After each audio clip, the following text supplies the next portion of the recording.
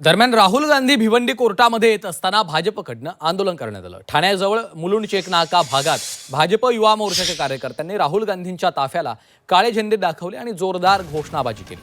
भाजपच्या या आंदोलनाचा इंडिया आघाडीकडनं निषेध करण्यात आलाय।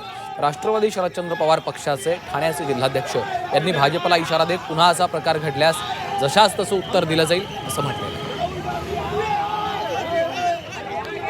बीजेपीचा विरोध केला किंवा बीजेपीचा धोरणांचा विरोध केला म्हणजे देशविरोधी नाही, ते खऱ्या अर्थाने देशभक्तच आहेत आणि अशा प्रकारची कृती या ठाणे शहरात सहन केली जाणार नाही। तुमच्या विरोधात बोललं म्हणजे देशविरोधी किंवा अर्बन नेक्सलाइट हा जो टर्म तुम्ही काढलाय त्याचा आम्ही निषेध करतो आणि त्यांना एक ताकीद देतो की अशा प्रकारे आमच्या कुठल्याही इंडियाच्या नेत्याच्या विरोधात जर तुम्ही रस्त्यावर उतरला तर ठाणे शहरात तुम्हाला जशाच तसं उत्तर दिलं जाईल। पुढे कोणीही किती मोठा असला तर त्याला कायद्यापुढं यावंच लागेल हा मेसेज मला वाटतं या माध्यमातून लोकांकडे गेलेला आहे।